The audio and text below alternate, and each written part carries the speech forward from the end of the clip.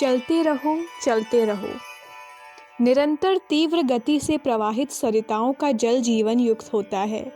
इसके विपरीत जिस जल में प्रवाह नहीं है, जो एक स्थान पर रुक गया है, वह सड़कर दुर्गंधमय हो उठता है। इस सड़े हुए स्थिर जल में ज्यों ही प्रवाह की गति आती है, त्यों ही इसमें नवजीवन का प्रादुर्भाव हो उठता है। गति ही जीवन है, स्थिरता मृत्यु का पर्याय है। प्रकृति में देखिए, अनंत आकाश का भ्रमण करता हुआ सूर्य प्रातः से अपने गतिवान जीवन प्रारंभ करता है और अपरिमित लोकों को द्युतमान करता हुआ संपूर्ण दिन गतिशील रहकर रात्रि में विश्राम ग्रहण करता है। उसकी इस यात्रा का प्रतिपल प्रतिक्षण गति से परिपूर्ण रहता है।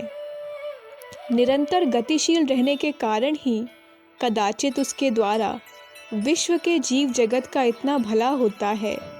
सूर्य भगवान का एक दिन का विश्राम जीव जंतु जगत के लिए मृत्यु का संदेश बन सकता है। प्रकृति के जीव जंतु पक्षी जगत को देखें तो आपको स्पष्ट ज्ञात हो जाएगा कि जो जीव गतिवान रहते हैं वे स्वास्थ्य, सौंदर्य और दीर्घ जीवन का आनंद प्राप्त करते हैं। निरंतर यंत्र तंत्र उड़ने वाले विभिन्न पक्षी, जंगलों में इधर उधर दौड़ने वाले हिरण, गतिवान जीवन व्यतीत करने वाली गाय, बकरियां, भेड़े, घोड़े, वृक्ष पर उछल कूद कर जीवन व्यतीत करने वाले बंदर, जल में निरंतर गतिशील मछलियां, कछुए, मगर इत्यादि बड़ा स्वस्थ जीवन व्यतीत करते हैं। इसके विपरीत आलस्य में जड़ जीवों की तरह स्थिर पड़े रहने वाले जीव पंगु, अल्पायु और अस्वस्थ रहते हैं। निष्क्रिय जीवन व्यतीत करने वाले जीव जल्द ही मृत्यु को प्राप्त होते हैं। उनके अवयव शैथिल्य में पड़े रहने के कारण निज कार्य यथोचित रीति से पूर्ण नहीं कर पाते।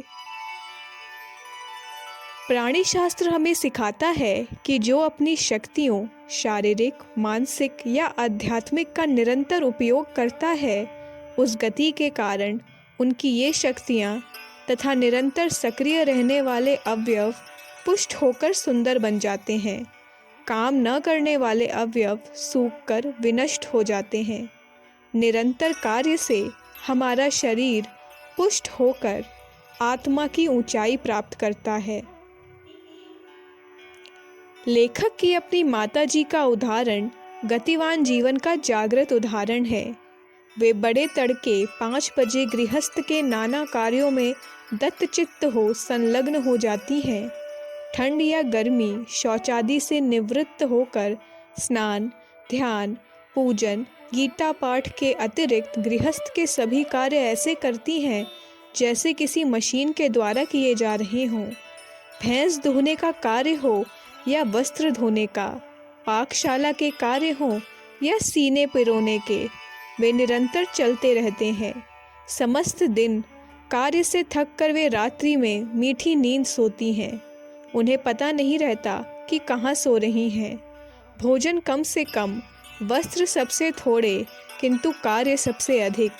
उनसे कोई उनके उत्तम स्वास्थ्य का रहस्य पूछे तो वे उसे एक ही वाक्य में कहेंगी, जो फिरेगी सो चरेगी, बंधो भूखो मरेगो।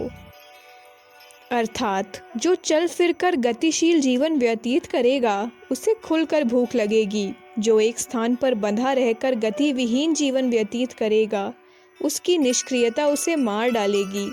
इस उक्ति से उनके जीवन का संपूर्ण मर्म खिंच कर आ जाता है। वे गति को ही जीवन का प्रधान लक्षण मानती हैं। आधुनिक मानव के गिरे हुए स्वास्थ्य, कुरूपता, अल्पायु का प्रधान कारण स्थिर गति विहीन जीवन है। उसे थोड़ी दूर के लिए सवारी चाहिए, बस ट्राम ने उससे यात्रा का आनंद छीन लिया है। साइकिल आधुनिक मानव का शत्रु है, क्योंकि इसने आधुनिक युवक के पांव जर्जरित, पंगु, शक्ति विहीन कर दिए हैं। उसे साइकिल का ऐसा क्रीतदास कर दिया है कि उसे थोड़ा भी चलना नहीं पड़ता। पांवों का समुचित उपयोग न करने के कारण उसकी जीवन शक्ति का ह्रास हो गया है। हम यह जानते हैं कि कुछ शौकीन लोग टहलने जाते हैं। बड़ी आबादियों में ऐसे व्यक्ति 10% से अधिक नहीं हैं जो टहलने के अभ्यस्त हैं। चाहे आप कोई व्यायाम करें अथवा नहीं, किंतु टहलने का लोकप्रिय व्यायाम अवश्य करें। यदि नहीं तो आज से ही साइकिल का प्रयोग छोड़कर इधर उधर जाने के लिए पांवों का ही प्रयोग किया करें। चलते रहो का तात्पर्य विस्तृत है। इसका एक अर्थ यह भी है कि कुछ न कुछ कार्य करते रहो। आलस्य में निष्क्रिय जीवन व्यतीत न करो। एक कार्य के पश्चात दूसरा कोई नवीन कार्य प्रारंभ करो। मानसिक कार्य के पश्चात शारीरिक श्रम के पश्चात मानसिक कार्य, यह क्रम रखने से मनुष्य निरंतर कार्यशीलता का जीवन व्यतीत कर सकता है। आलस्य शत्रु है, सक्रियता जीवन जागृति का लक्षण है। श्रम ही मनुष्य की सर्वोत्कृष्ट पूंजी है। आलसी व्यक्ति परिवार तथा समाज का शत्रु है।